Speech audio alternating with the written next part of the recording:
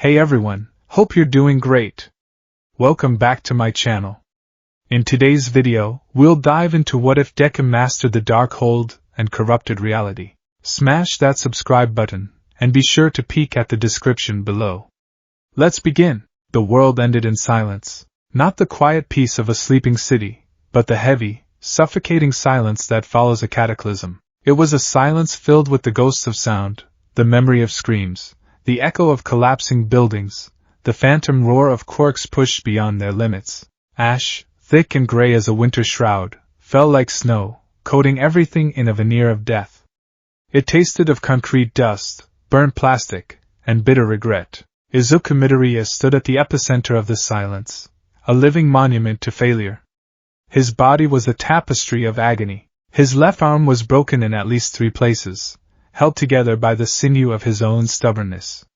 His right leg felt like a bundle of loose sticks in a leather bag. Black whip tendrils, once extensions of his will, lay limp and frayed around him like dead vines.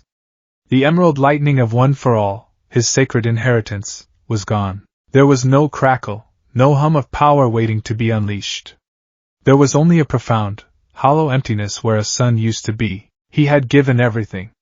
Every ounce of strength, every trick, every strategy meticulously recorded in his notebooks. He had danced on the razor's edge of 100%, letting the power shatter him and rebuild him, again and again. And it wasn't enough. The new Paranormal Liberation Front, armed with a terrifying quirk-amplifying drug and led by a chillingly strategic Tamura Shigaraki, had been more than a force of nature. They had been a surgical instrument of chaos. They didn't just attack the city, they dismantled it. They targeted infrastructure, communication lines, and hospitals with a precision that turned the hero's strength into a liability. For every fire endeavor extinguished, 2 more were started miles away. For every citizen Hawks evacuated, a dozen more were trapped. And for every person Izuku saved, he had watched 3 others fall. His gaze drifted across the cratered landscape that was once the Jaka City shopping district. He saw the sprawled forms of heroes, some stirring, most not. He saw the flashes of medical quirk activation, small points of light in a sea of despair. But his eyes were drawn to one spot, a patch of rubble where the vibrant white and crimson of a hero costume was stained a muddy, uniform brown. He had been so close. He had seen the attack coming, a volley of compressed air cannons from a dozen PLF lieutenants, all aimed at a collapsing hospital wing where a team was trying to evacuate the neonatal unit. He had shot towards them, a green comet of desperation. But he wasn't alone. On your left, little hero! Mirko had been a blur of relentless energy, a whirlwind of powerful kicks and ferocious determination. She'd intercepted 3 of the blasts herself, her legs, already battered from hours of fighting, turning the deadly projectiles into clouds of harmless dust. She'd landed beside him, grinning, blood trickling from a cut on her temple. "They're packing a punch," she'd said, her breath coming in ragged gasps. "But they've got a glass jaw. Let's break it." She was invincible. The rabbit hero, Mirko, who fought alone because no one else could keep up. The hero who met every challenge with a ferocious smile. She was a symbol of pure, indomitable fighting spirit. Izuku had seen the real threat a split second too late. It wasn't the cannons. It was the ground. A villain with a liquefaction quirk had turned the bedrock beneath the hospital into quicksand. The entire building, already compromised, began to sink. "Mirko, the foundation!" he'd screamed, pushing off towards the building. She had understood instantly. While he and the others focused on the evacuation, she had become the support pillar. She'd driven her powerful legs into the churning earth, using Luna Tijeras to carve out solid chunks of debris and wedge them under the sinking structure, buying them precious seconds. Those seconds were what killed her. Shigaraki had been watching. Always watching. He hadn't sent some grand attack. He hadn't even monologued. He had simply appeared behind her, as she was braced against the weight of a 10-story building, touched her back with 4 fingers, and whispered a single word Izuku couldn't hear. Decay hadn't spread from her back. It had erupted from within. Her bones, her muscles, her very cells turned to dust in a silent, horrifying implosion. For a single, eternal moment, her costume held her shape. Then, with a soft, final sigh, the indomitable hero collapsed into a pile of gray powder and stained fabric. The hospital had followed a moment later. Izuku's breath hitched, the memory a physical blow. He had felt her life vanish. He had been meters away, holding a family of 3, and had been forced to watch as a pillar of the hero world turned to nothing. He had failed her. He had failed the people in the hospital. He had failed everyone. A hand landed on his shoulder, and he flinched, the contact sending a fresh spike of pain through his broken body. Midoriya, it was Todoroki. His face was smudged with soot, and the ice on his right side was cracked and melting, dripping onto the ashen ground. His voice was low, devoid of its usual placidness. It was just, tired. We need to move back, Todoroki said, his eyes scanning the horizon. They're setting up a triage center near the river. Izuku couldn't move. He couldn't tear his eyes away from the place where Mirko had fallen. There might be survivors, he rasped, his throat raw. In the hospital, there aren't. Another voice cut in, sharp and brittle. Bakugo. He was leaning against a piece of shattered wall, one arm hanging uselessly at his side, his face a mask of grim fury. His usual explosive anger was gone, replaced by a cold, simmering rage that seemed to be the only thing holding him upright. The whole damn thing went down. Anyone who wasn't out is gone. Uraraka was nearby, her face pale, her movements slow as she helped a paramedic apply a tourniquet to a wounded hero. She met Izuku's eyes from across the wreckage, and the look they shared was one of shared, bottomless grief. They had won. The PLF was in retreat. But this felt like the bitterest defeat of their lives. This loss was unacceptable. The words formed in his mind, hot and absolute. Not just sad. Not tragic. Unacceptable. The entire point of his existence, the purpose of One for All, was to prevent this. To be the pillar that never crumbled. To save everyone with a smile. But there were no smiles here. Only the vacant stares of the traumatized and the silent accusation of the dead. He finally allowed Todoroki to guide him away, his broken leg dragging uselessly. Each step was a fresh wave of agony, but it was nothing compared to the maelstrom in his soul. The path to the triage center was a journey through a gallery of horrors. He saw friends, classmates, and pro-heroes alike, their bodies and spirits broken. He saw Recovery Girl, her face etched with a weariness so profound it seemed to have aged her decades in a single afternoon, her quirk all but useless against injuries this catastrophic. And then he saw him. All Might, in his skeletal form, was kneeling beside the covered body of a sidekick Izuku didn't recognize. His face, usually a beacon of hope even in its weakened state, was a landscape of sorrow. He looked up as Izuku approached, his blue eyes hollow. "Young Midoriya," he said, his voice a fragile whisper. He rose slowly, his tall frame seeming to shrink under the weight of the gray sky. He reached out, placing a bony hand on Izuku's uninjured shoulder. "You fought bravely. You saved many lives." Izuku shook his head, the motion sending a dizzying wave of pain through his skull. "Not enough," he choked out. "All Might. Mirko, the hospital. I wasn't fast enough. I wasn't strong enough." All Might's expression softened with a familiar, painful pity. "Izuku," he said, his voice gentle. "Listen to me. This is a hard lesson, perhaps the hardest a hero ever learns. You did everything you could, but you can't save everyone. No one can. Not even me." The words were meant to be a comfort. A release from guilt. But to Izuku, they felt like acid. They were the same words he'd heard his entire life, the same sentiment that had fueled his desperate, reckless drive. You can't be a hero without a quirk. You can't save everyone. It was an excuse, a rationalization for failure. An acceptance of the unacceptable. He looked at his mentor, the man who was once the symbol of peace, and for the first time, he didn't see a hero. He saw a man who had made peace with his own limits. And in that moment, Izuku Midoriya hated limits more than he hated villains. "No," Izuku said, his voice shockingly cold, devoid of its usual tremor. "That's not true. There has to be a way. A better way. A way to fix this." All Might's brows furrowed in concern. "My boy, there is no magic spell to undo a tragedy. We honor the fallen by continuing the fight, by saving who we can save tomorrow." But Izuku wasn't listening. He was trapped in a recursive loop of failure. He saw the trajectory of the air cannons. If he'd used FA gene and flowed just 0.2 seconds earlier, he could have been there. He saw the ground liquefy. If his danger sense had been more refined, if he'd been paying attention to the earth instead of the sky, he could have warned her. He saw Shigaraki appear, one clean, 100% Delaware smash. He could have intercepted him. He should have. He pulled away from All Might's grip, his eyes distant. I need to check the labs, he muttered, more to himself than anyone.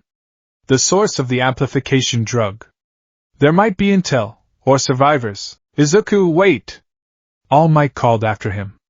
You're in no condition. But Izuku was already moving, limping back towards the heart of the destruction, towards the PLF's command center, a reinforced research bunker hidden beneath a corporate skyscraper. He wasn't just looking for intel. He was running from the pity in his mentor's eyes, from the well-meaning platitudes that felt like chains. He was searching for an answer, any answer that wasn't "you did your best." His best wasn't good enough. So he needed something better. The PLF's main research facility was a tomb. The heroes had breached it during the battle, and the inside was a scene of carnage and scientific sacrilege. Wrecked equipment, shattered vats of green liquid, and the bodies of villains and heroes lay strewn across the sterile white floors. The air was thick with the smell of chemicals and scorched metal. Izuku moved through the labs with a grim purpose, his mind a cold, analytical engine. He ignored the pain, ignored the exhaustion. He was a machine searching for a variable he'd missed. He scanned documents, peered at broken computer terminals, and checked every room for any sign of life. Nothing. He found himself in what looked like the personal laboratory of the PLF's chief scientist, a man named Dr. Ujiko's successor. This room was less damaged than the others, almost protected. Charts detailing quirk genetics and bioengineering littered the walls. Notes on the amplification drug were scattered across the desk. It was a goldmine of intelligence, but it offered no comfort. It was just more data on how they had failed. He slumped against the wall, the last of his adrenaline finally deserting him, leaving him stranded in an ocean of despair. It was over. There was nothing here. No survivors to rescue, no magic button to undo the day. Just the cold, hard reality of his own inadequacy. His head throbbed. His vision swam. He slid down the wall, his broken body protesting with a symphony of agony. He was going to pass out here, in the heart of the enemy's den. Perhaps it was fitting. As his vision tunneled, his gaze fell upon a section of the wall. It was different from the others. Where the rest of the lab was made of sterile, prefabricated panels, this small section was ancient stonework, black and non-reflective. It looked completely out of place. There was a faint, almost imperceptible seam around it. Driven by a final, inexplicable flicker of curiosity, he reached out his good hand and pushed. The stone was cold, unnaturally so, and it vibrated faintly against his fingertips. With a low groan of grinding rock, the section of wall receded, revealing a dark, narrow opening, a hidden chamber. A chill, entirely separate from the cold stone, snaked up his spine. This was something else. This wasn't part of the modern lab. This felt old. He hesitated for only a moment. Whatever was in there, it was a secret the PLF's top scientist was keeping. It had to be important. He pulled himself to his feet, using the wall for support, and limped into the darkness. The passage was short, opening into a small, circular room. There was no visible light source, yet the room was bathed in a faint, sickly purple-red glow that seemed to emanate from the very air. The walls were covered in carvings that twisted and writhed, shifting in the corner of his eye, refusing to resolve into coherent shapes. They felt like a language his brain was actively rejecting. In the center of the room, on a simple, obsidian pedestal, sat a single object. It was a book. It was large and thick, bound in something dark and leathery that didn't look like any animal hide he had ever seen. It seemed to drink the strange light in the room, its surface a patch of absolute shadow. An intricate, vaguely star-shaped symbol was embossed on the cover, crafted from a dull, tarnished metal that looked like cooled blood. The book was held shut by a complex clasp of the same metal. Izuku stared at it, mesmerized. He should have been suspicious. His danger sense should have been screaming at him, a full-body alarm warning him to flee. But there was nothing, only a strange, compelling silence in his mind. As he drew closer, a whisper slithered into his thoughts. It wasn't a sound, it was a feeling, a concept planted directly into his consciousness. Knowledge. He reached the pedestal. The air around the book was freezing, and it hummed with a low, thrumming energy that resonated in his bones. The whispers grew stronger, weaving themselves into the fabric of his despair. You sought a better way. He saw Mirko turning to dust. You sought the power to save them all. He saw the hospital crumble into the earth. You believe loss is unacceptable. He saw the hollow pity in All Might's eyes. You are right. A profound sense of validation washed over him, a soothing balm on his raw, grieving soul. This thing understood. It didn't offer platitudes or excuses. It offered an alternative. His hand trembled as he reached for the book. His fingers brushed against the cover. It wasn't cold. It felt warm, like living skin. The moment he made contact, the whispers coalesced into a torrent of silent promises. He saw visions of a world without pain, a world where no building ever fell, where no hero ever died, where every life was protected, absolute and unconditional. He saw himself at the center of it, not as a fighter, but as a guardian. An architect of salvation. This wasn't a weapon. It wasn't about more power, more speed, more strength. He had tried that. This was different. This was an answer. With a soft click, the clasp unlocked on its own. Izuku's heart hammered in his chest. A small, rational part of his brain, the vestige of the hero he used to be, screamed at him to turn away. This was villain's magic, forbidden and wrong, but the voice of his failure was louder. He took the book. It was heavier than it looked, its weight both physical and metaphysical. He tucked it carefully inside his tattered costume, the strange, warm leather a secret against his skin. He turned and limped out of the chamber, the stone door grinding shut behind him, sealing the secret once more. When he emerged from the lab, Bakugo was there, his face a thundercloud. "Where the hell have you been, Deku?" he snarled, though the bite was gone from his voice, leaving only raw concern. "I was about to come drag your stupid ass out of here, just checking for intel."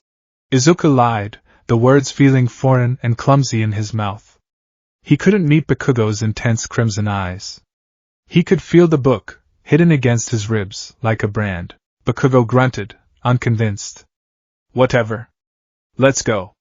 You look like you're about to fall apart." He didn't argue.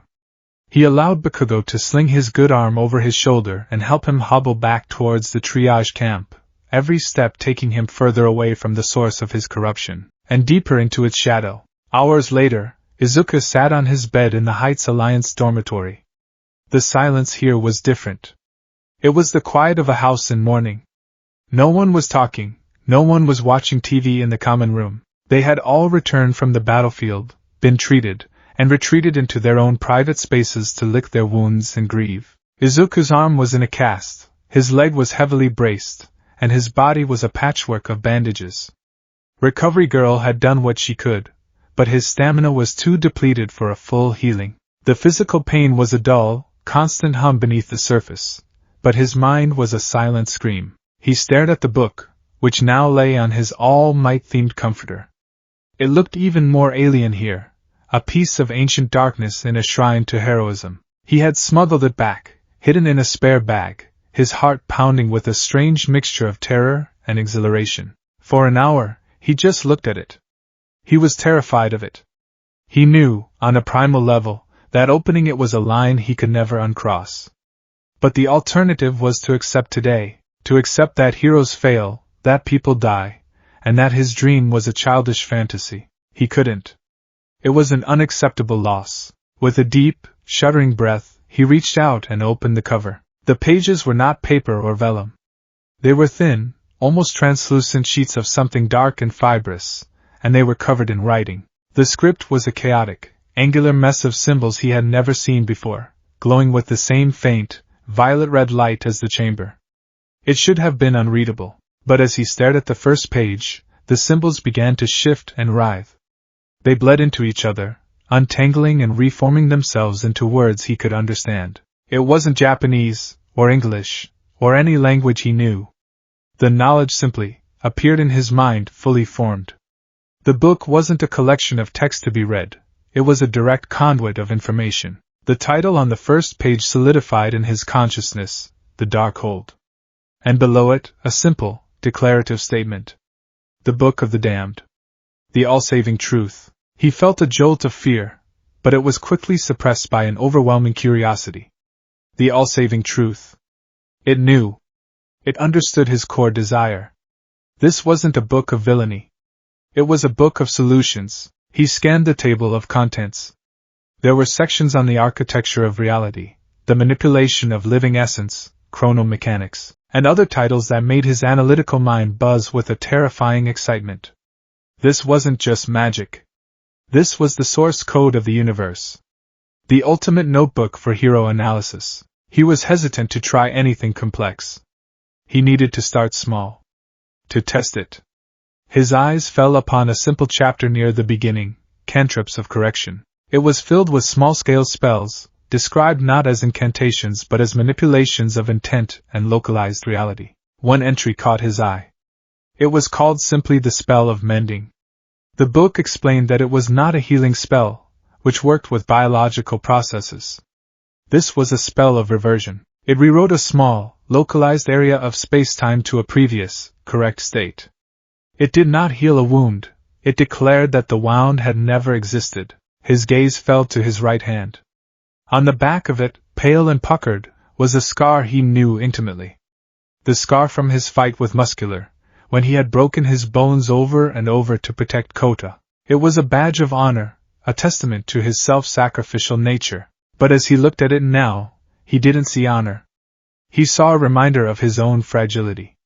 A permanent mark of a battle where he had nearly failed, where he had to destroy himself just to win. It was a flaw, an imperfection. The instructions were simple.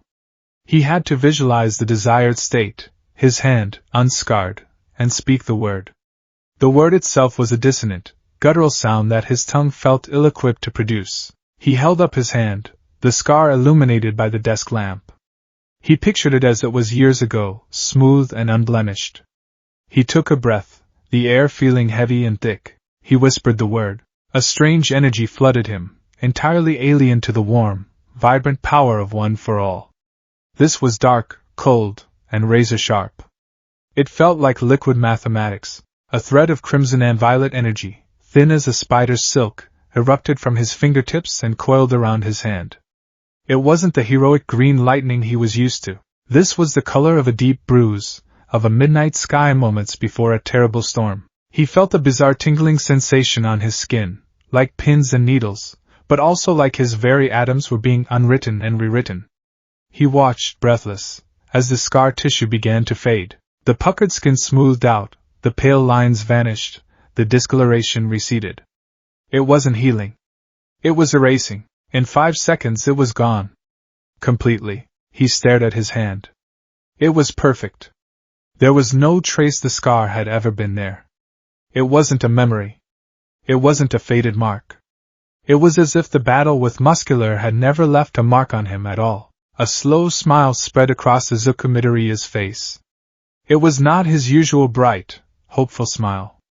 This one was sharp, analytical, and utterly devoid of warmth. It was the smile of a man who had just found the answer to an impossible equation. He looked at the Darkhold, its pages glowing faintly in the dim light of his room. All Might was wrong. The world was wrong. Loss wasn't a lesson to be learned. It was a problem to be solved. And he, Izuku Midoriya, had just found the ultimate textbook. The week following the Battle of Jaka's City was a study in controlled despair. Ue High, though physically untouched, felt like a mausoleum. The vibrant energy of youth had been replaced by a heavy, somber quiet. Students spoke in hushed tones, laughter was a forgotten language, and the common room of Heights Alliance was often empty, its comfortable couches occupied only by the ghosts of better days. The world outside shared their grief. Flags flew at half-mast for Mirko and the dozens of other heroes who had fallen. The victory felt pyrrhic, a scar tissue forming over a wound that would never truly heal. For Izuku Midoriya, however, the world had never felt so clear. The pain in his body was a distant thing, a background hum he could easily ignore. The grief that should have been gutting him was compartmentalized. It was no longer a crippling emotion, but a data point. It was the problem statement, that X in an equation he was now equipped to solve. He spent every spare moment locked in his room, the Darkhold open on his desk, its pages bathing his all-might posters in an unsettling violet-red glow. He wasn't sleeping. He didn't need to. The book sustained him. Its knowledge flowed into him like an intravenous drip of pure information, rewiring his synapses, sharpening his perceptions. He was learning the fundamental grammar of existence, the syntax of space-time. The whispers were no longer just temptations.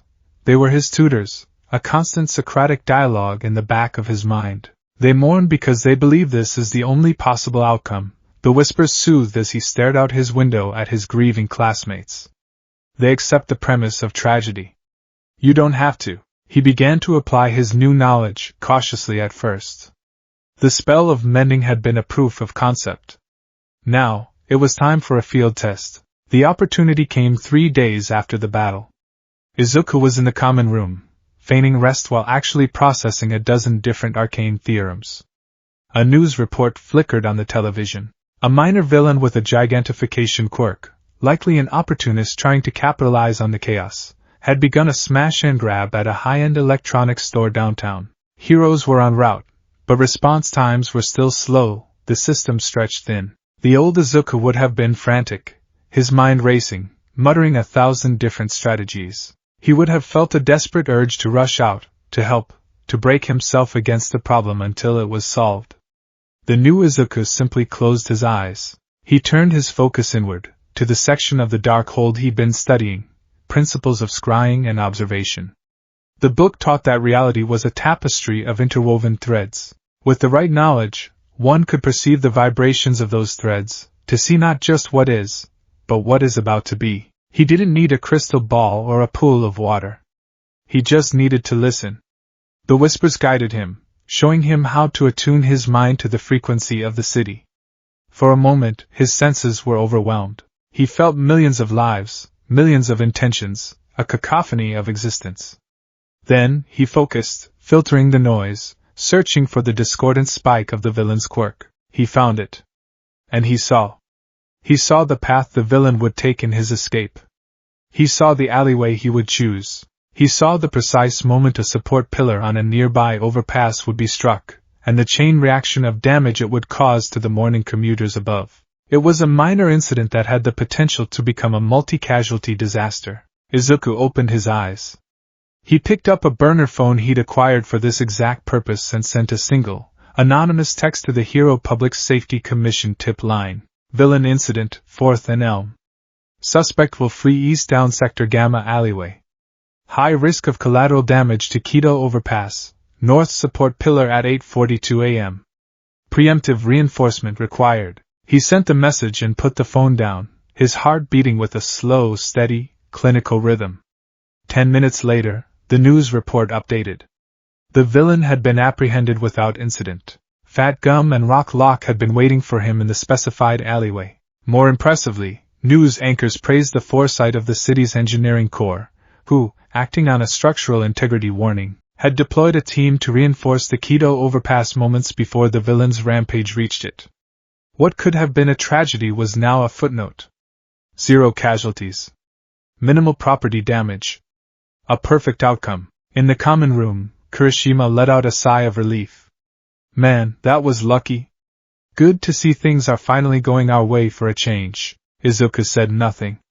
He simply watched the screen, a flicker of something cold and triumphant in his unnervingly bright green eyes. It wasn't luck. It was control. His second test was more intimate, more delicate. The day after his anonymous tip, he accompanied Uraraka to UA's infirmary. They were visiting a small group of their classmates who had sustained more serious injuries. While there, he saw a recovery girl working on a pro-hero he vaguely recognized, a man named Signal Flare, whose quirk allowed him to create concussive blasts of light. He'd been caught in a building collapse and was suffering from a mysterious internal ailment. He was stable, but constantly in excruciating pain, and no scanner could find the source. Recovery girl looked exhausted, the lines on her face deeper than ever. His life force is Tangled, she explained to a concerned medical technician. My quirk needs a focal point, a specific injury to heal, but his body is just a mess of chaotic energy. It's like his own quirk backfired and is attacking him from the inside. I can't fix what I can't identify. The old Izuku would have offered sympathy, maybe started muttering about quirk theory and potential biological causes. The new Izuku saw another equation to be solved. He excused himself from the main ward, found an empty supply closet, and opened his mind to the Darkhold's whispers. He focused on the chapter titled Anatomy of the Soul, which described living beings not as flesh and blood, but as intricate lattices of life energy, quirk energy, and consciousness, all bound together. It came with a diagnostic cantrip, a way to perceive that lattice directly. He returned to the main ward, his eyes glowing with a faint, almost imperceptible violet light that only he could see. He looked at Signal Flare on the medical bed. The world of color and shape melted away, replaced by a shimmering web of light. He saw the hero's life force, a steady blue-white glow. He saw his quirk factor, a brilliant, solar yellow energy that was indeed in chaos, flaring and spasming wildly. And he saw the problem. Embedded in the hero's spine, near the L4 vertebra, was a microscopic shard of granite, no bigger than a grain of sand. It was insignificant to any MRI or X-ray, but it had severed a crucial, microscopic channel of energy between the man's quirk factor and his nervous system. The quirk, unable to discharge properly, was turning inward, essentially short-circuiting his body and causing systemic, agonizing pain. The vision faded, and the infirmary snapped back into focus. Izuku walked over to Recovery Girl. "Excuse me," he said. His voice was calm, certain. It lacked its usual hesitant edge. Recovery Girl looked up, surprised. "Midoriya. Is everything all right?" "It's about Signal Flare," Izuku said, pointing. "The problem isn't his quirk. It's physical. There's a microscopic rock fragment lodged against his fourth lumbar vertebra. It's interfering with his neural quirk regulation. If you focus your healing there, you can extract it and mend the pathway." Recovery Girl stared at him, her expression a mixture of confusion and deep skepticism. "Young man, we have run every scan imaginable. There is nothing there. The scans are looking for tissue damage," Izuku countered, his voice unwavering. "This isn't about tissue. It's about energy flow. Please. Just try." There was an unnerving certainty in his gaze, a complete lack of doubt that was profoundly unlike the Midoriya she knew. He wasn't guessing, he was stating a fact. Shaking her head, more to humor the boy than anything, she turned back to the hero. She placed her hands on his lower back, concentrating her quirk on the exact spot he had indicated. For a moment, nothing happened. Then, the hero let out a long, shuddering sigh. The tension that had held his body rigid for days seemed to melt away. The frantic beeping of the heart monitor slowed to a calm, steady rhythm. Recovery Girl pulled back, her eyes wide. In her hand, held in a small bubble of her own energy, was a tiny, dust-sized speck of stone. She looked from the speck of rock to Izuku, her mouth agape. How in the world could you have known that?" Izuku offered a small, practiced smile. "I've been studying quirk interaction with foreign bodies. It was just a theory. A lucky guess." But as he walked away, leaving a stunned Recovery Girl to marvel at the miraculous diagnosis, he knew it wasn't a guess. It was knowledge. Absolute, perfect knowledge. And it felt incredible. The changes in Izuku Midoriya did not go unnoticed.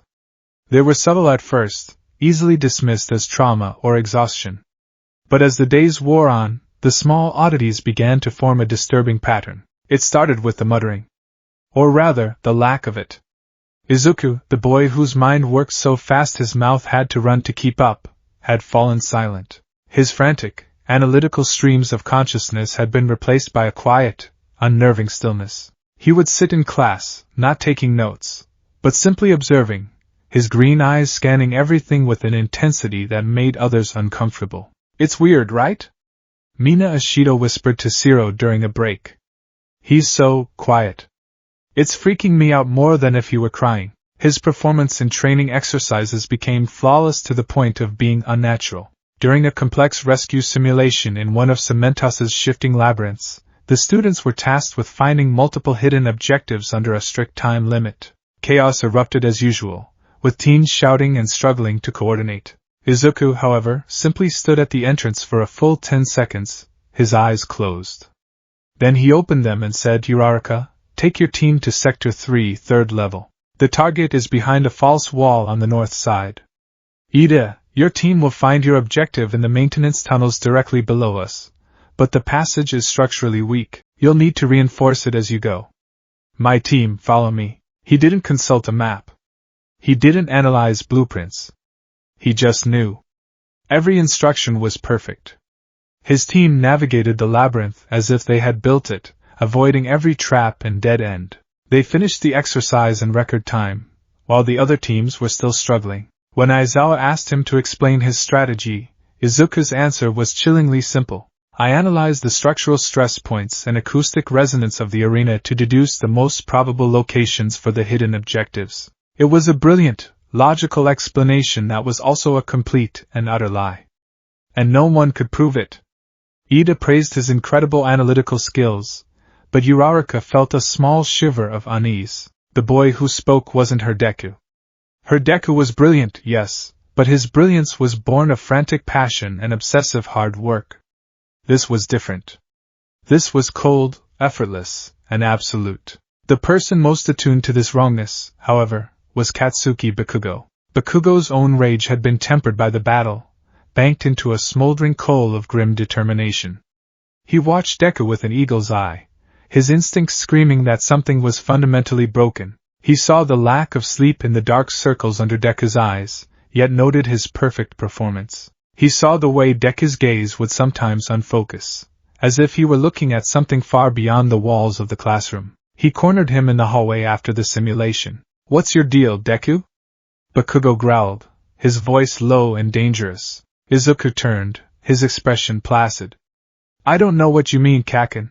Don't give me that crap," Bakugo snarled, slamming a hand against the wall next to Izuku's head. The lucky guess with that D-list villain. The theory that saved that other hero. And that little magic act in the labyrinth just now. "You've always been a creepy, muttering nerd, but this is something else. You're not trying. You're not even sweating. You're just pulling answers out of your ass." Izuku's calm didn't break. He simply looked at Bakugo, his eyes holding a strange, deep pity that infuriated Bakugo more than any fear could. "I'm just seeing things more clearly now, Kaken," Izuku said, his voice soft. "The fight, it changed my perspective. I understand now that hesitation and doubt are luxuries we can't afford. We need perfect solutions, not just our best efforts." "There's no such thing as a perfect solution," Bakugo shot back. "There's just a fight. You win or you lose. You live or you die. What the hell happened to you?" "I won," Izuku replied, the words so simple and cold they cut Bakugo to the core. He gently pushed Bakugo's arm aside and walked away, leaving his rival standing in the empty hallway, trembling with a rage that was, for the first time, mixed with a genuine and profound fear. Inside Izuku's mind, a war was being waged. The realm of One for All, that sacred space where the consciousness of the past users resided, was being corrupted. The serene, ethereal landscape was now cracked, with fissures of violet-red energy bleeding through the ground like exposed veins. The sky was a bruised purple, and a constant, low hum of chaotic energy replaced the usual quiet dignity. The vestiges were in turmoil. They felt the alien power seeping into their hosts, a poison in the wellspring of their quirk. They tried to reach him, to warn him. He felt their efforts one night as he was poring over a chapter on chronal mechanics. His head began to pound, and the world dissolved. He found himself standing in the fractured vestige realm. Before him stood Nana Shimura, her form flickering like a weak hologram. "Izuku, you have to stop," she pleaded, her voice strained, laced with static. "This power you're using, it's not a tool. It's a parasite. It offers you everything you want, but the price is everything you are." From the shadows, the first user, Yoichi Shigaraki, emerged, his own form wavering. One for All is a power of connection, of hope passed from one to another. It is inherently human. That book, it is a power of isolation, of cold, absolute truth that scours away all humanity. They cannot coexist. Izuku looked at them, his spiritual form more solid and defined than theirs. The corrupting energy of the Darkhold was already integrated into his very soul. You don't understand, he said to them, his voice echoing in the non-space. You all fought, and you all died. You accepted your limits. Your legacy is one of noble failure. I refuse to fail. I refuse to lose anyone else. As he spoke, a new voice joined the conversation. It was the whisper from the Darkhold, but now it emanated from Izuku himself, a resonant undertone to his own words. They speak of humanity, but what is humanity but a collection of flaws? Pain, grief, fear, error. These are not virtues. They are bugs in the system. Bugs you can now fix. The whispers grew louder, more insistent, praising him, validating him.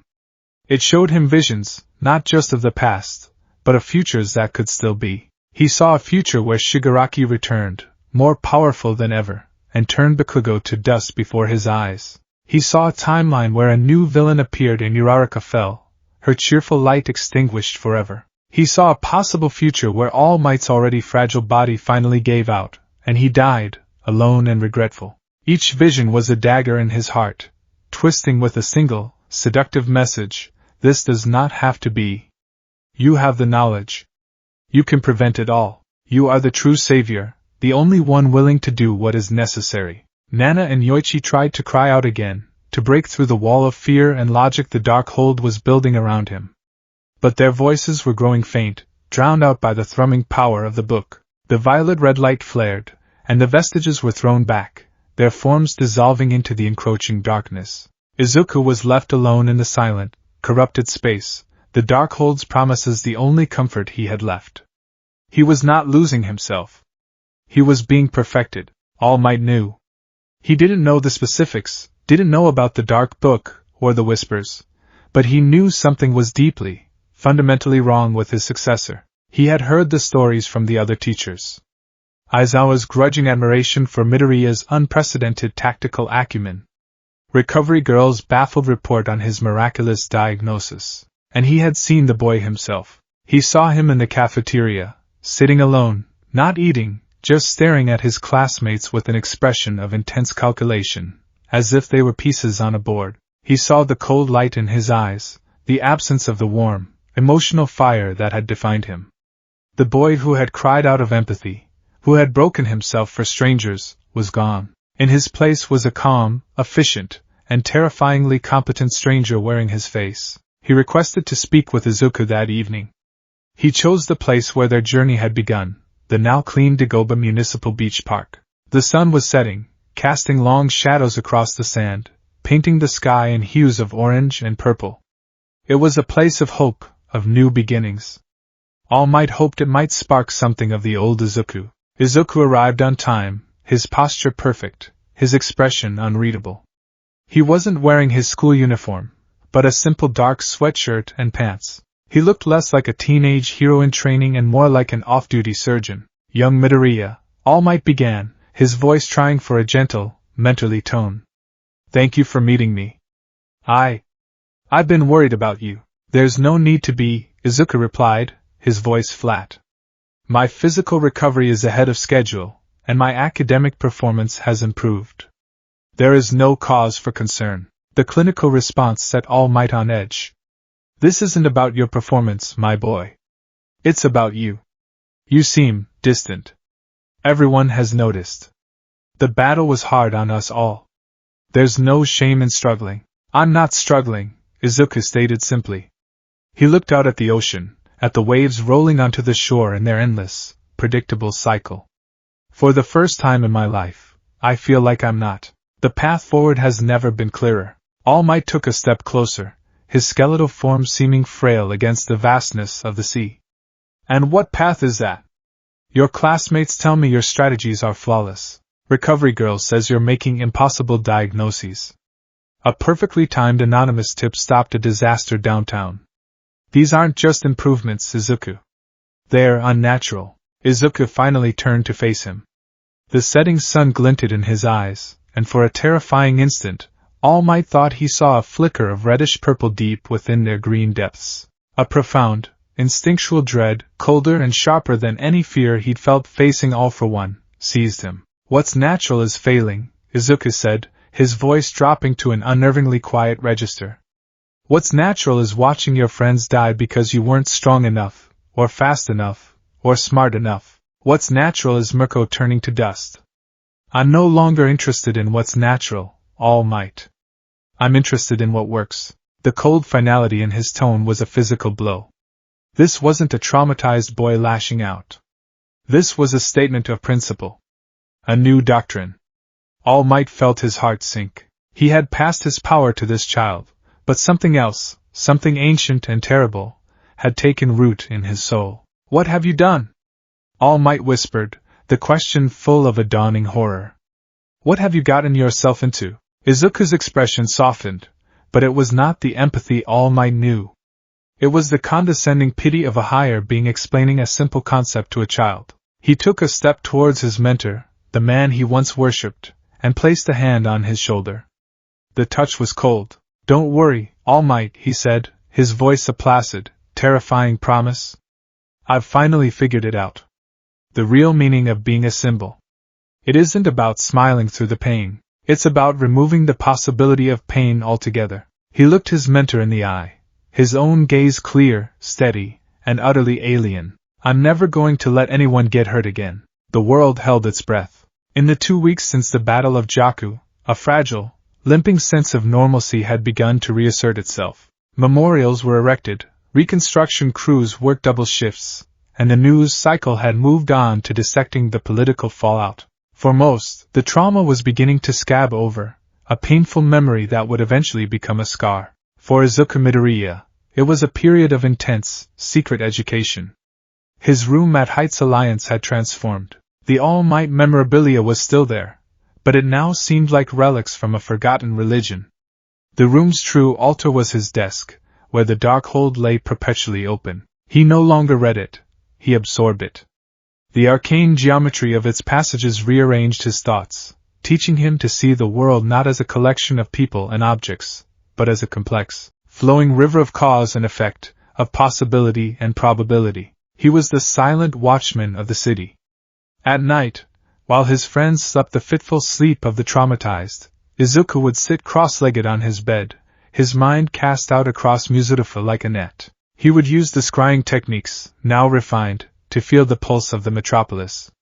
He'd sense the subtle buildup of negative intent that preceded a mugging and dispatch an anonymous tip. He'd perceive the telltale energy fluctuations of a developing quirk-related fire hazard and alert the fire department to a faulty gas line before it could ever ignite. He was a god of small miracles, the architect of 1,000 averted tragedies. Each success was a quiet thrill, a confirmation of his new doctrine. He was no longer just reacting to disaster, he was pruning it from the timeline before it could ever bloom. The whispers of the Darkhold were a constant, approving chorus in his head. See? The flaw is not in you. It is in the design. A design you can now improve. His friends saw only the surface. They saw him growing more distant, yes, but also more composed. They mistook his cold efficiency for newfound maturity, his unnerving calm for a coping mechanism. Uraraka tried to draw him out, to talk about their shared grief, but found herself speaking to a placid wall. Don't you miss her, Deku? She had asked one evening, her voice thick with emotion as they watched a tribute to Mirko on the news. Mourning is an inefficient allocation of emotional resources, Izuku had replied, his eyes never leaving the screen. It doesn't change the outcome. My focus is on ensuring there are no more outcomes to mourn. The words had chilled her. It was as if he were analyzing a math problem, not discussing a fallen comrade.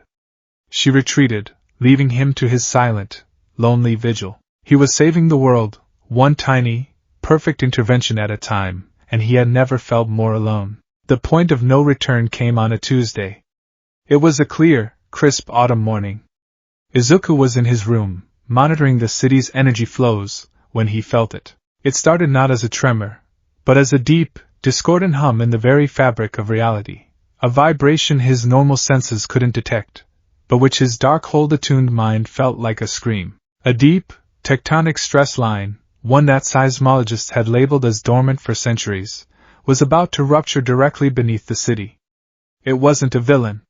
It was worse. It was the planet's own brutal indifference. The whispers gave him a 9-second warning, a structural flaw in the lithosphere.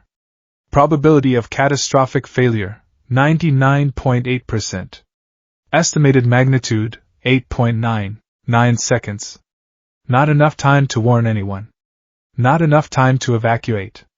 Only enough time to act. He didn't hesitate.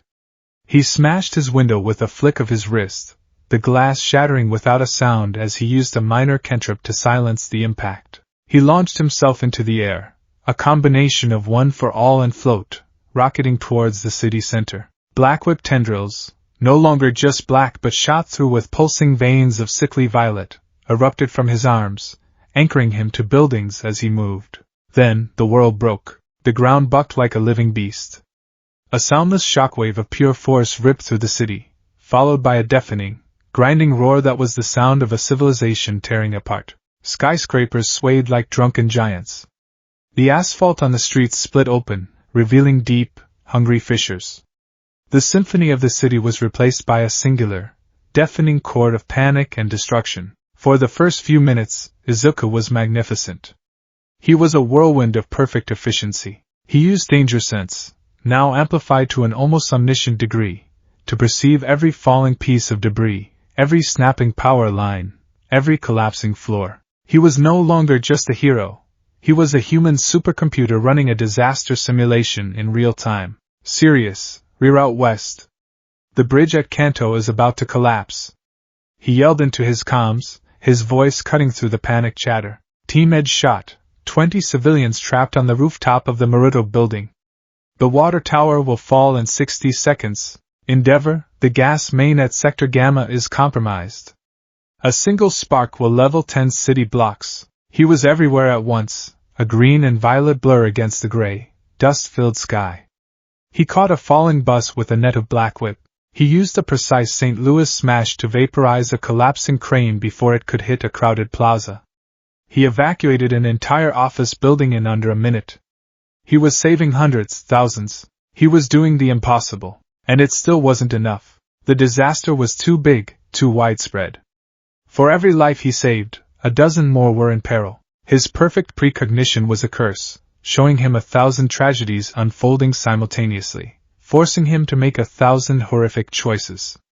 Save the school bus, or the office workers, the family in the car, or the people in the collapsing apartment? He was a god, but a god with only 2 hands. The cold, logical part of his mind, the part the Darkhold had nurtured, was making the calculations, prioritizing targets based on casualty probability. But beneath the cold logic, the old Izuku, the boy who wanted to save everyone, was screaming. Then came the call that shattered his composure. It was a panicked, crackling transmission from a hero near the Muzurifu General Hospital. A JOR structural failure at MGH. The new pediatric wing. It's going down. We have heroes trapped inside. Aizawa is in there. I repeat, Eraserhead is trapped. Izuku's blood ran cold. The pediatric wing. He knew, with a sickening certainty, that Eri was there. She had a routine checkup that morning to monitor her quirk. Aizawa, her guardian, would have been with her. The cold, calculating god in his mind vanished, replaced by the terrified boy who had sworn to protect that little girl's smile. He changed direction in midair, the force of the turn nearly tearing his own muscles. He pushed one for all past any rational limit, the power shredding his costume, the violet energy of the Darkhold crackling around his emerald lightning. He crossed the city in seconds, a comet of pure, unadulterated desperation. The scene at the hospital was an apocalypse in miniature. The new wing, a modern marvel of glass and steel, had sheared away from the main building and was tilting at a precarious angle, held up only by a few strained support beams and the desperate efforts of the hero cementas. But the ground beneath was still churning, turning the foundation to liquid mud. It was a slow, inevitable collapse. Izuku landed amidst the chaos, his eyes scanning the building with a frantic energy. He could feel them. He used a sliver of the Darkhold's power, a cantrip of seeking, and pinpointed their life signatures. Aizawa and Eri. They were on the 5th floor, trapped in a collapsed examination room, a massive slab of concrete balanced precariously above them. "I'm going in!" he yelled, not waiting for a response. He blasted his way through a wall, navigating the groaning, shifting guts of the dying building. The inside was a nightmare of exposed rebar, sparking wires, and the terrified cries of the trapped. He moved with an inhuman speed and grace, his mind mapping the shifting stress points of the structure, finding a path that should have been impossible. He found them. Aizawa was conscious, one leg pinned beneath a heavy steel girder. He had activated his quirk, his eyes blazing red, erasing the quirk of a panicked nurse whose out-of-control power was threatening to bring the ceiling down. But his focus was entirely on the small girl cradled in his unpinned arm. Eri was crying, terrified, her little horn glowing faintly. "Midoriya!" Aizawa grunted, his face pale with pain and strain. "Get Eri out of here!" "Now!" Izuku looked up. The concrete slab above them, the size of a truck, shifted, groaning under its own immense weight. A spiderweb of cracks spread across its surface. They had seconds. Maybe less. He could grab Eri. He could be out of the building in a flash. But Aizawa was pinned. He couldn't move the girder and get them both out in time. The cold logic returned. Save the one you can. Minimize the loss. But as he looked at Eri's terrified, tear-streaked face, and at Aizawa, the teacher who had believed in him, who was preparing to sacrifice himself without a moment's hesitation, something inside him broke. No, this was it. This was the moment. The unacceptable loss. A hero sacrificing himself. A child traumatized. A tragedy accepted as inevitable. This was the flawed design he was meant to fix. The Darkhold, sensing his absolute, desperate refusal to accept reality, made its offer. The whispers were no longer a gentle chorus. They were a booming, commanding voice that silenced the roar of the collapsing hospital. This moment. This precise, unacceptable moment. It is a flaw in the tapestry. A snag in the thread. It does not have to be. You have been mending scars. Mending bones.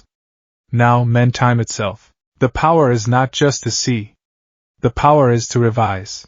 The concrete slab above them groaned its final complaint and began to fall. Aizawa squeezed his eyes shut, pulling Eri closer, shielding her small body with his own. Time seemed to slow to a crawl. Izuku watched the dust rain down, watched the cracks widen. He had no other choice. "No," he whispered, his voice a raw, guttural sound. He closed his eyes and unleashed the full, untamed power of the Darkhold. It was not like activating One for All. It was not a surge of power from within. It was an act of terrible, cosmic blasphemy. He reached out with his mind, his soul, his very being, and grabbed hold of the fabric of reality itself. He found the thread of that moment, the earthquake, the collapse, the falling slab, and he pulled. The universe screamed. For everyone else, time stuttered. It was a collective, global moment of vertigo, a skip on a cosmic record. For Aizawa, one moment he was bracing for impact, the next, the pressure on his leg was gone. The roar of the collapsing building was softer. The ground felt more stable. He opened his eyes. The concrete slab was still above them, but it was whole, uncracked, and firmly attached to the ceiling. The girder that had pinned his leg was lying a few feet away. The building was still damaged, but it was no longer collapsing. It was just broken. Stable. What just happened? The nurse stammered, her voice trembling. Aizawa had no answer. He looked at Midoriya. Izuku was standing where he had been, but he was no longer a boy.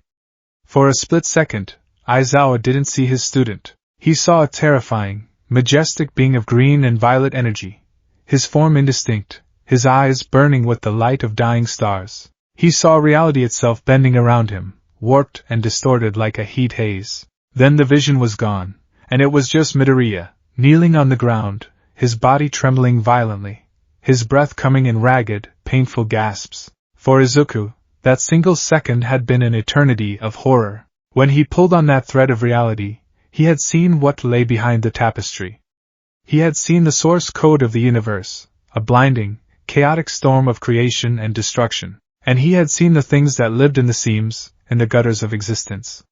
Screaming, formless, ancient entities whose very existence was in agony, drawn to the tear he had just made in the world. He had felt their cold, hungry attention on his soul. The power he had unleashed was a tidal wave of pure chaos magic. It hadn't just stopped the slab from falling. It had rewritten the last 30 seconds. The final, catastrophic tremor that had doomed the building had never happened. The fatal stress fractures had never formed.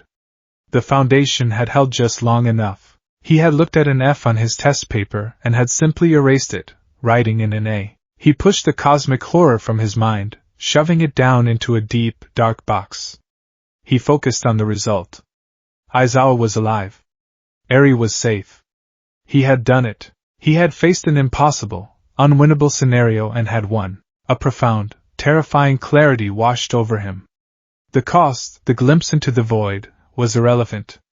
The result was all that mattered. The empathy he felt, the shared terror with Aizawa and Eri, curdled and cooled into something else. It became a detached sense of satisfaction.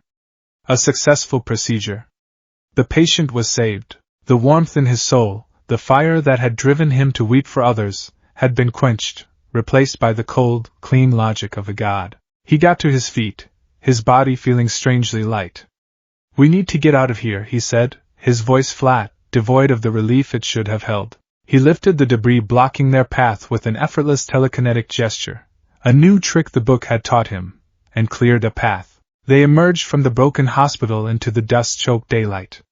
The city was in ruins, but the worst of the earthquake, the final, city-shattering pulse, was gone from history. The death toll, which would have been in the tens of thousands, would now be in the hundreds. A tragedy, yes, but a manageable one. A success. He was immediately swarmed by his friends. "Deku! You're okay." It was Uraraka. Her face was smudged with dirt, her helmet was cracked, but her eyes were shining with pure, unadulterated relief. Before he could react, she threw her arms around him, burying her face in his shoulder. "We heard you went into the hospital. I was so scared." She sobbed, her body trembling against his. The old Izuku would have hugged her back, would have cried with her, sharing in the raw, human moment of survival and reunion. But the new Izuku simply stood there, rigid, a statue in her embrace. He felt her warmth, her trembling, her frantic heartbeat, and registered them as simple data. Subject is experiencing extreme emotional relief, and then she felt it. She pulled back suddenly, her expression of relief morphing into one of confusion and dawning fear. "Deku, you're so cold," she whispered. It wasn't just his skin. It was a deep, profound cold that seemed to emanate from his very core, an unnatural chill that had nothing to do with the autumn air. It was the cold of the void between stars. She looked into his eyes, searching for her friend, for the kind, tearful boy she knew. And for a fraction of a second, she saw what Aizawa had seen. The emerald green of his irises was webbed with a lattice of flickering, violet-red lines. They looked like arcane symbols, like a circuit board from another dimension, glowing with a terrible, ancient light. They weren't just in his eyes, they were his eyes. She gasped and stumbled back, her hand flying to her mouth. The vision was gone as quickly as it came, leaving only his familiar green eyes. But they were different now. They were flat, placid, ancient. The light of the boy she knew was gone. Izuku tilted his head, a gesture of mild curiosity. "Are you all right, Uraraka? You may be in shock." His voice was calm. Concerned. But it was the sterile concern of a doctor for a patient, not a friend for a friend. She couldn't speak.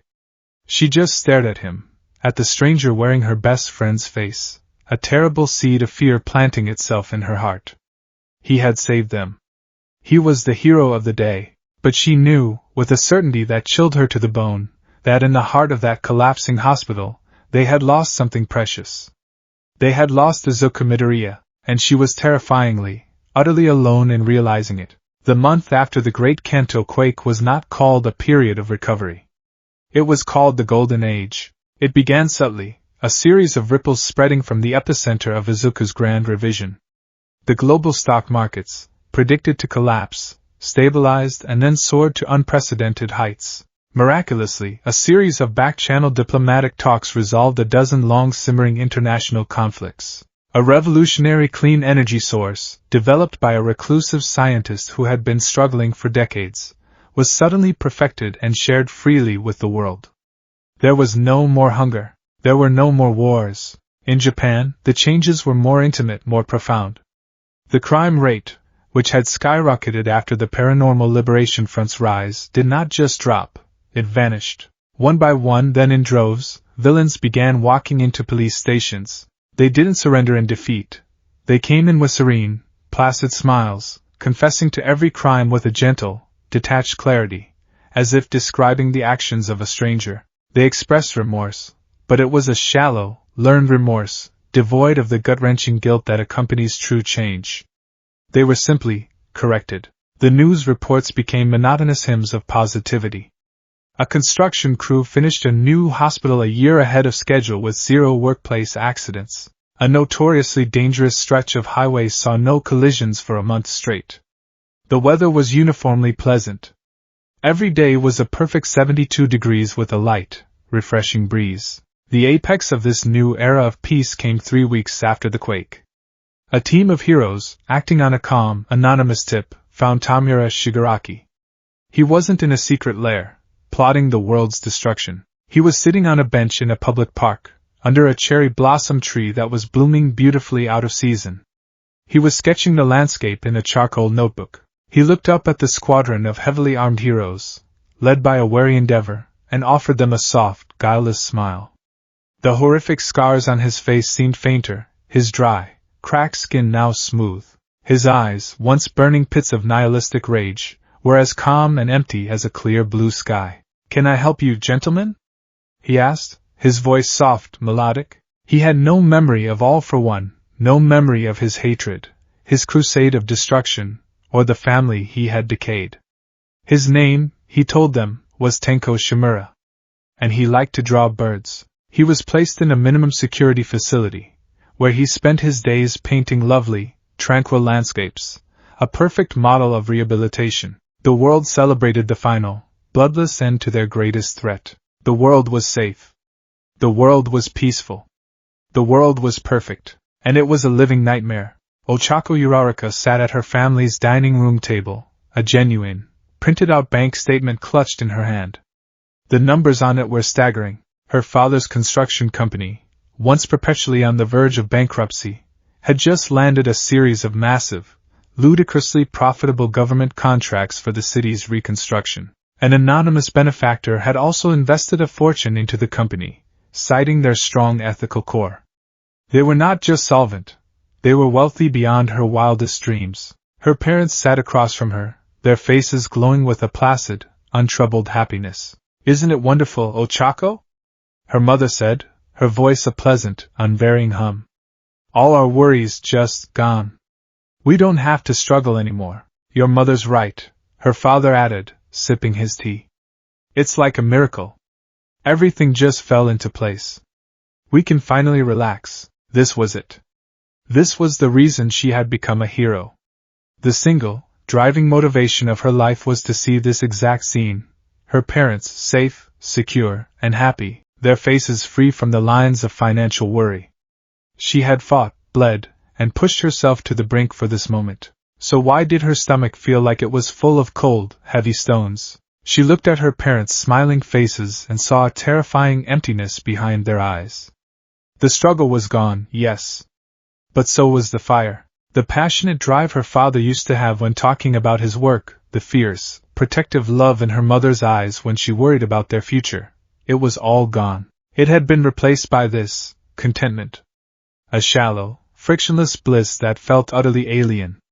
They were happy, but it was the happiness of a well-cared-for houseplant, not a human being. That's amazing, Mom, Dad, she said, the words feeling like ash in her mouth. She forced a smile, and it felt like a mask cracking on her face. This feeling of wrongness had been her constant companion for weeks.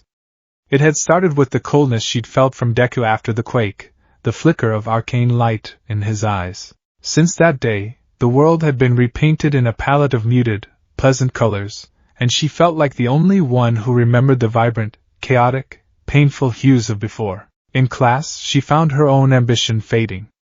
Her desire to be a great hero, to earn money, to help people. It was still there, but as a distant, intellectual concept. The burning need for it was gone. Why struggle to be a hero when the world no longer needed saving? She looked at the bank statement again. A dream come true. She felt nothing. It was a victory without a fight, a reward without effort. And she realized with a dawning, chilling horror that a world without struggle was a world without meaning. Shoto Todoroki stood in the meticulously manicured garden of the Todoroki family estate. Before him, his father, Endeavor, the #1 hero, was on his knees in the dirt, patiently helping his mother, Ray, plant new roses. A little to the left, dear, Ray said, her voice calm and even. There was no trace of fear in it. Her hands didn't tremble as she worked beside the man who had broken her. Of course, Endeavor replied, his own voice a gentle, soothing baritone. He adjusted the rose bush, his powerful hands, which had once seared Shoto's skin, now handling the delicate roots with the care of a surgeon. He smiled at Ray, a smile of pure, uncomplicated adoration. Whatever you think is best. Shoto felt a wave of nausea so profound he had to brace himself against the stone lantern. This was the most grotesque performance he had ever witnessed. His father, the man whose rage was a sun, whose ambition was a forge that had consumed their entire family, was now a doting, gentle husband. He spoke to Ray with kindness. He asked Shoto about his day at school with genuine, paternal interest. He never raised his voice. He never trained obsessively. His ambition was gone, replaced by a serene focus on making his family happy. The abuse, the years of torment, the fire and the ice of their family history, it had all been erased. Not forgiven, not worked through. Simply deleted. When Shoto had tried to bring it up, to confront this new, placid version of his father, Endeavor had looked at him with a gentle, confused pity. Shoto, my son, he had said, placing a hand on his shoulder. I know I made mistakes. I was too driven. But all that matters now is that we are together and happy. There is no need to dwell on past pains. He didn't remember the worst of it. The memories were still there, but they had been scrubbed of their emotional weight. They were historical facts, not life-altering traumas. It was the ultimate invalidation. His pain, his mother's suffering, his siblings' twisted lives, their entire reality had been recategorized as an unpleasantness that was best not dwelled upon. He touched the scar on his face. The raised, discolored skin was a permanent testament to his past. It was his history, his pain, his motivation. It was him. In this new, perfect world, it felt like an obscenity. A glitch in the flawless code. His mother looked up and smiled at him. Shoto, come help us. It's such a lovely day. Her smile was real, but it was the smile of a stranger. This wasn't the woman who had fought her way back from a mental abyss, who was slowly, painfully rebuilding her life and her relationship with her children. This was a paper doll version of her, a happy wife in a happy garden with her happy husband. Todoroki turned and walked away, the pleasant birdsong of the garden sounding like a funeral dirge in his ears. He would rather have his monstrous, hate-filled father back. At least he was real. Katsuki Bakugo was going to scream. He stood in the center of Gym Gamma, his palms outstretched, his face contorted in a mask of supreme effort. He was trying to summon his rage. It had been his fuel his entire life, the explosive core of his being that powered his quirk and his ambition. He was trying to remember the humiliation of the sludge villain, the fury at being captured by the League, the bitter rivalry with Deku. He was trying to feel something, and there was nothing. A mild, irritating buzz, like a fly in a room. But the inferno was gone. Come on, you bastard! He snarled at his own reflection in the observation window. Get pissed, he focused, pushing his quirk. A few sad, sputtering pops of orange light fizzled in his palms. They were warm, but not hot. They were firecrackers, not howitzers. More! He roared, his voice cracking with a frustration that was a pale ghost of his true fury. He thought of Deku. He thought of his stupid, placid face, his empty eyes, his calm, certain voice. He thought of how that damn nerd had somehow surpassed him, had solved the world, and left him behind in this beige, lukewarm paradise. A flicker of something sparked within him. Annoyance. He seized it, fanned it. Boom! A single, respectable explosion erupted from his hand, echoing through the empty gym. It was better, but it was hollow. It was a chemical reaction, not an expression of his soul. It left him feeling tired and empty. This had been his life for weeks. His defining trait, the very engine of his being, had been throttled. His rivalry with Izuku, the sun around which his entire world had orbited, was gone. How can you have a rivalry with a god who has already won? His drive to be the number one hero felt pointless.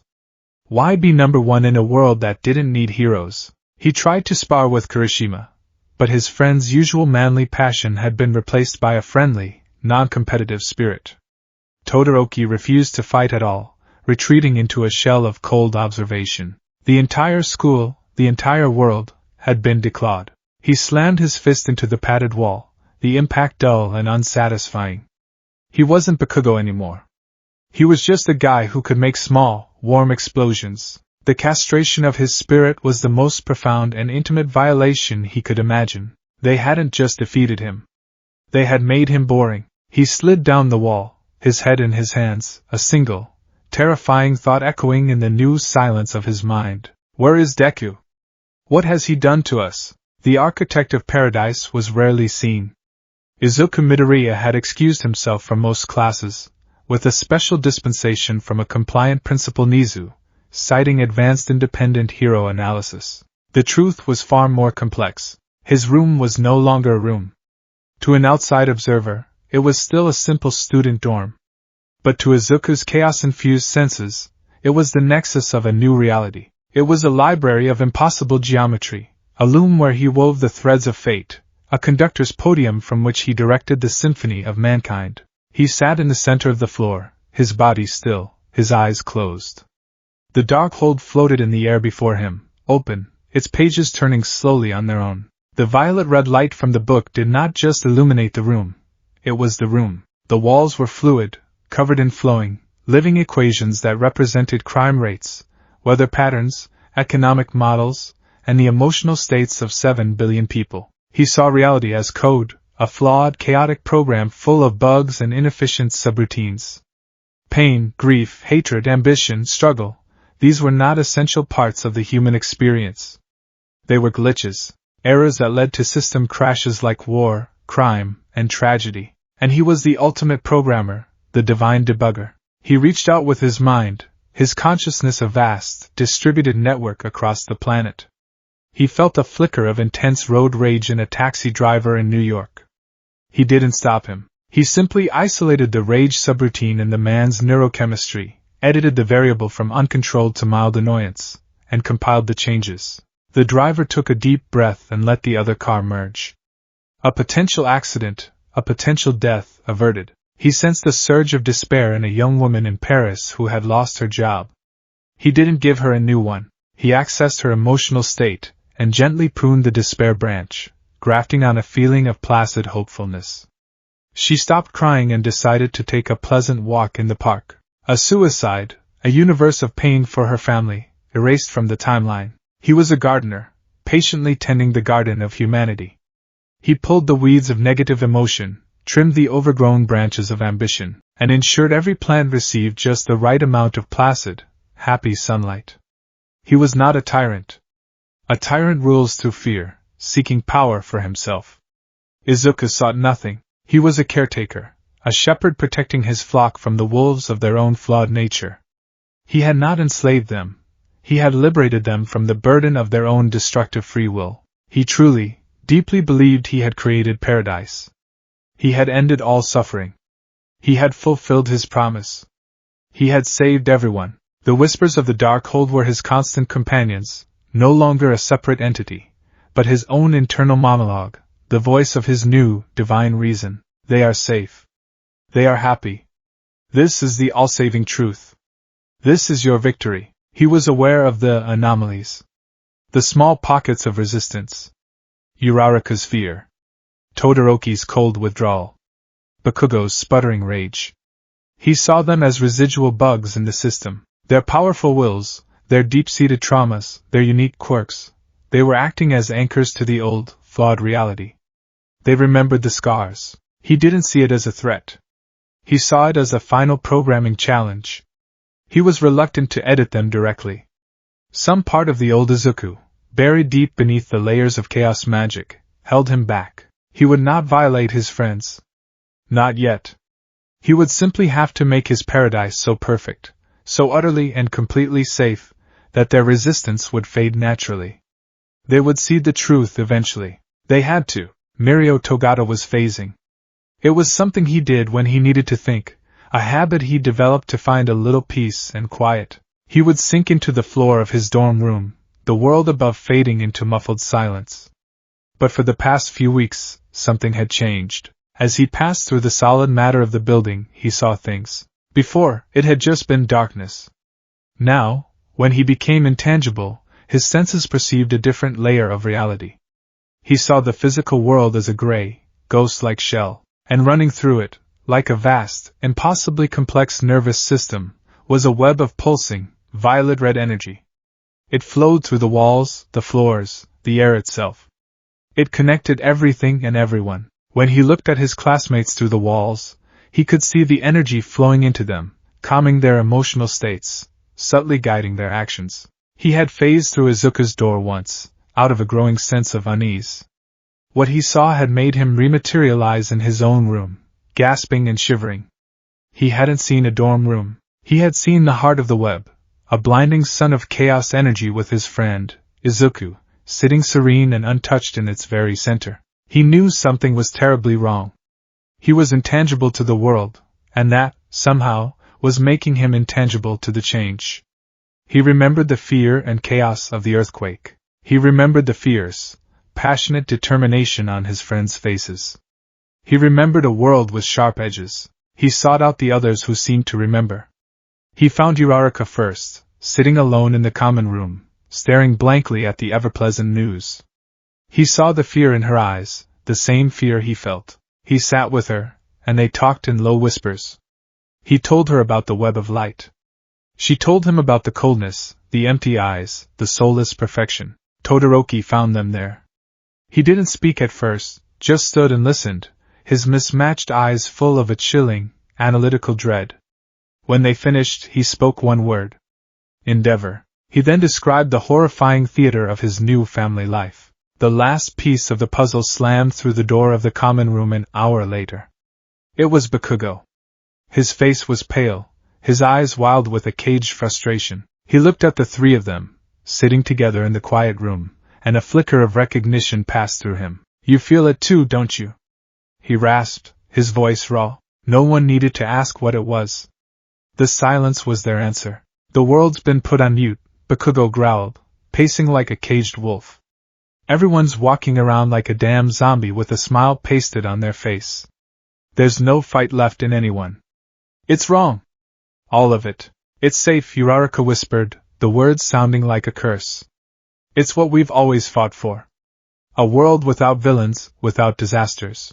This ain't a world without villains. Bakugo spun on her, his voice rising, a ghost of its old power returning. This is a world with only one. He took everything. He took the fight, he took the anger, he took the goddamn point of it all. He means Midoriya, Todoroki stated, his voice flat. This all started after the earthquake. After he went into that hospital, Mirio nodded gravely. I've seen it. He's at the center of it all. A web of something. Some kind of power. It's controlling everything. The four of them looked at each other, a small, terrified island of memory in an ocean of placid oblivion. They were the awakened. The glitches. The ones who remembered the scars. Uraraka trembled, wrapping her arms around herself. What do we do? How do you fight something like this? He's not a villain we can punch. He's changed the rules of the world. We make him change them back, Todoroki said, his voice hard as ice. We have to reach him. The person he was before. And if that person is gone? Mirio asked softly. Bakugo slammed his fist onto the coffee table, the impact making a loud, satisfying, real sound in the quiet room.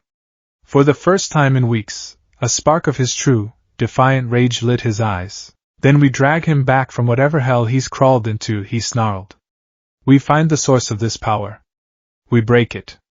And I get my damn rival back, so I can kick his ass for real. Their impossible, terrifying mission was set. They couldn't call the other heroes. They were all part of the placid dream. They couldn't fight an army. The army was the entire happy, compliant population of the world. It was the four of them against a god of their own making. Their only weapons were their memories of a painful, flawed, beautiful world. And their only hope was to reach the heart of the boy who had stolen it from them. The common room of Heights Alliance had become their foxhole, a small pocket of dissonant reality in a world gone placid. The air was thick with the weight of their shared, terrible secret. The four of them, Uraraka, Todoroki, Mirio, and Bakugo, were refugees stranded on the shores of a world they no longer recognized. They were the only ones who remembered the thunder. Everyone else was content to live in the silence that followed. They sat in a tight circle, their voices low, conspiratorial whispers against the ever-present hum of perfect contentment that seemed to emanate from the very walls of the building. My parents, they're happy, Uraraka began, her voice a fragile thread. She hugged her knees to her chest, trying to make herself smaller. They're everything I ever wanted them to be, financially secure, carefree, and I've never been more terrified in my life. It's like looking at a photograph of them. All the color and life is there, but there's no depth. There's no struggle. And without that, the happiness feels hollow. Like an echo. Todoroki nodded, his gaze fixed on the pristine, unblemished surface of the coffee table. It's an erasure, he said, his voice as cold and precise as sculpted ice. He didn't fix my family, he deleted its history. My father is a kind, gentle man. My mother smiles without a shadow in her eyes. It's a beautiful lie, but it's built on the ashes of our truth. My pain, her suffering, it's what forged me. He took that away. He took away the very meaning of my scar. He subconsciously touched the raised skin around his left eye, a landmark of a past that the world was trying to forget. Mirio, who had been leaning against the sofa, his expression grim, pushed himself upright.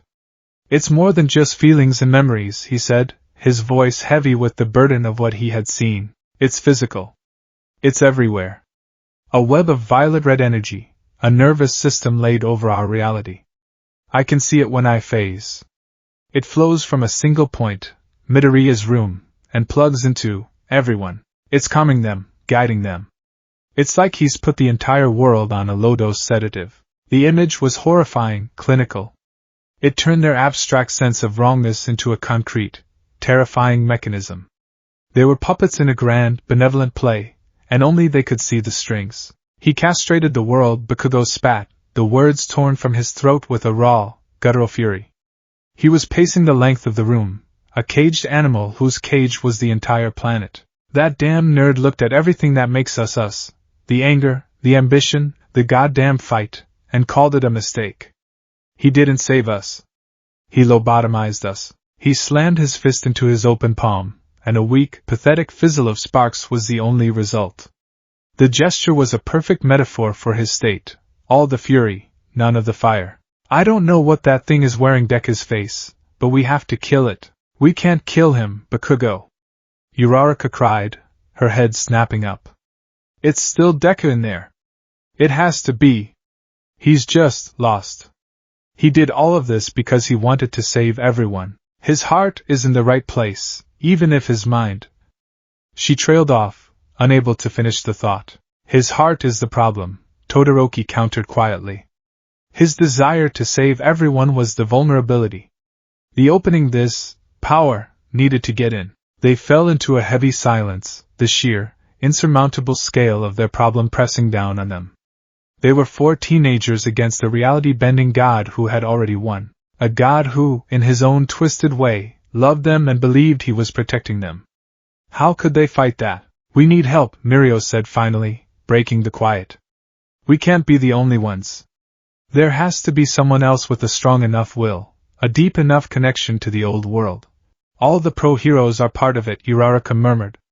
Endeavor, Hawks, they're all just content. Not all of them, Bakugo said, stopping his pacing. A strange, calculating light entered his eyes. There's one person whose entire existence was defined by struggle. One person so broken and stubborn that maybe even Deku's perfect world couldn't fix him completely. The others looked at him, and a collective understanding dawned. There was only one person whose connection to Izuku was foundational, a bond forged in secrets, and passed down through generations. A bond that might just be strong enough to resist the siren song of perfection. All Might, Todoroki breathed. The name hung in the air, a ghost of a bygone era. The symbol of peace. The ghost of heroism. Their last, desperate, improbable hope. The journey to All Might's apartment was like a walk through a dream. Musitaful was pristine. The scars of the earthquake and the PLF battle were gone, replaced by gleaming new buildings and immaculate parks filled with cherry trees in perpetual, perfect bloom. The sky was a flawless, cloudless blue. There was no traffic, no blaring horns, no hurried crowds. People strolled along the sidewalks with calm, pleasant smiles, nodding politely to one another. There was no art, no music, no loud laughter, just a profound, gentle, and utterly suffocating peace. It felt to the four of them like they were the only living souls in a city of beautiful, animatronic dolls. Every placid smile felt like an accusation. Every peaceful street corner felt like a tombstone for the vibrant, chaotic world they had lost. They found All Might not in his apartment, but at a small, quiet outdoor cafe a few blocks away. He was sitting at a small table, a cup of tea in his hand, reading a newspaper. The sight of him was the most jarring part of their journey. He wasn't the skeletal, haunted man they knew. The deep, worry-etched lines on his face were gone. The pained hunch in his shoulders was absent. He looked rested. A faint, healthy color had returned to his cheeks. When he looked up and saw them approaching, a genuine, untroubled smile lit up his face. It was the smile of a man at peace with the world, and it was the most horrifying thing they had ever seen. "Young ones?" He greeted them, his voice warm and steady, lacking its usual wheezing cough. "What a pleasant surprise. Please join me. The weather is simply marvelous today, isn't it?" They pulled up chairs, their movements stiff and awkward. The silence stretched as they stared at the man who was both their mentor and a complete stranger. "Is everything all right?" All Might asked, his smile faltering slightly at their grim expressions. "You all look so serious. You should be relaxing. Thanks to young Midoriya, you've earned it." "We all have." Bakugo flinched as if he'd been struck. You think this is a good thing?" he managed to grind out. All Might's brow furrowed in gentle confusion. "A good thing? My boy, it's a miracle. A world without crime, without conflict. A world where everyone is safe. It's the ultimate victory for heroism. Young Midoriya has achieved the dream that I could only ever reach for. He has created true, lasting peace. I've never been prouder." His words were sincere, heartfelt, and utterly brainwashed. The four students exchanged a look of shared despair. He was part of it. The reality warp had taken him, too. Uraraka took a shaky breath, deciding on a different approach. "All Might Sensei," she began, her voice soft. "Do you remember the day you met him? Do you remember telling him he couldn't be a hero?" All Might chuckled, a warm, pleasant sound. "Of course. I was a fool, wasn't I? So focused on the necessity of quirks. He proved me wrong, didn't he? He showed us all that a true heroic spirit is the most powerful quirk of all." He remembered the facts, but the emotional weight was gone. The memory of Izuku's heartbroken, desperate face, the gut-wrenching choice All Might had to make, it was all just a quaint anecdote now, a prologue to a happy story. Todoroki leaned forward, his expression intense. "Do you remember Kemino Ward? Your fight with All for One? Do you remember telling the world, next it's your turn? A dramatic day," All Might said with a nostalgic sigh. "My last great battle. But look what came of it. A better world. It was a worthy sacrifice." He was a fortress of contentment, his memories repaved and polished, their sharp, painful edges smoothed away. They weren't getting through. Bakugo, his patience gone, slammed his hand down on the table. The teacups rattled, a loud, violent sound in the tranquil cafe. A few patrons looked over with mild, unconcerned curiosity before returning to their pleasant thoughts. "Wake up, you old fool!" Bakugo snarled, his voice a low, desperate roar. "This isn't peace. It's a cage. He put us all in a goddamn cage. All Might's smile finally faded, replaced by a look of paternal concern. Young Bakugo, your anger is unnecessary. There is nothing to be angry about anymore. Let it go. Find your peace. It was a stalemate. They were speaking two different languages. Uraraka looked down, her heart sinking. It was hopeless. He was too far gone. Then, she remembered something. An idea. A desperate long shot. She fumbled in her pocket and pulled out her phone. Her hands trembled as she scrolled through her photo gallery, going back years. She found what she was looking for.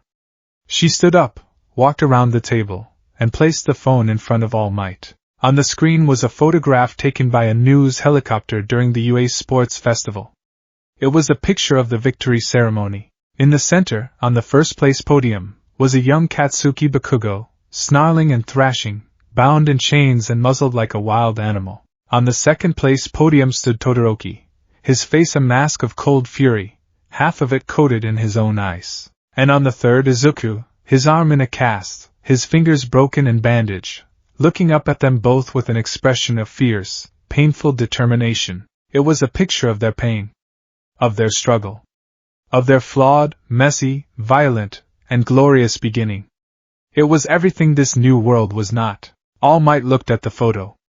Ah, the sports festival, he said, his voice still calm. Such passionate young men.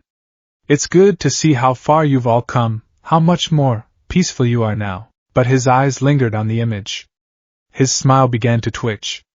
A flicker of something crossed his face. Confusion. A small frown line appeared between his brows. He's fighting it, Mirio whispered, his eyes wide. Todoroki seized the opening. That was not peace, he said, his voice sharp, each word a chisel against the marble of All Might's complacency. That was war. Bakugo was enraged because his victory felt unearned. I was consumed by hatred for my father. Midoriya had destroyed his own body just for a chance to prove himself.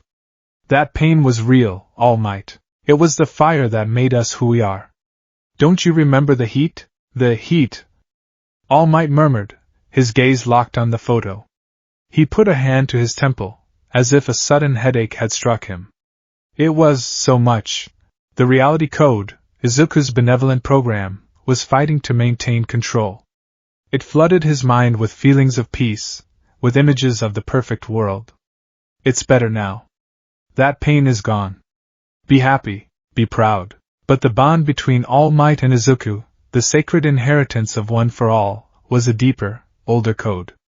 It was a bond forged in blood, hope, and sacrifice. The image on the phone was a key, unlocking a door that Izuku's power had tried to seal shut. Flashes of memory, raw and unedited, began to tear through the placid facade. Izuku, a quirkless, crying child on a rooftop, asking if he could be a hero. The sludge villain, the stench of the sewer, the terror in Bakugo's eyes. Eat this. A strand of hair, a desperate, insane gamble. Izuku's broken, bleeding body after the entrance exam. The raw, world-shaking power of his fight with All for One, the searing pain of his wound. Kamino Ward, the taste of blood and ashes in his mouth. Finding Izuku at the memorial, promising to dedicate his life to raising him. The pain. The struggle. The fear. The hope. The ugly, messy, glorious truth. It all came rushing back in a tidal wave. Ack. All Might gasped, a real, hacking cough erupting from his chest. He slumped forward, his body seeming to shrink back into its familiar, skeletal form right before their eyes. The healthy color drained from his face, replaced by a deathly pallor. The placid light in his eyes vanished, replaced by a dawning, bottomless horror. He looked up at them, and it was him. The real him. His eyes were wide, filled with a terror so profound it made them all recoil. What has he done? He whispered, his voice a hoarse, broken rasp. Oh, my boy, what have you done? The ghost of heroism was back.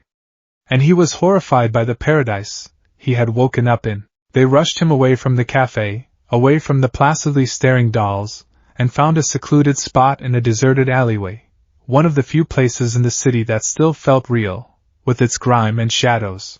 All Might collapsed against the brick wall, his body trembling, his mind reeling from the whiplash of returning to a reality he had been programmed to forget. It was like a dream, he stammered, his head in his hands. A warm, pleasant dream. But it wasn't real. None of it.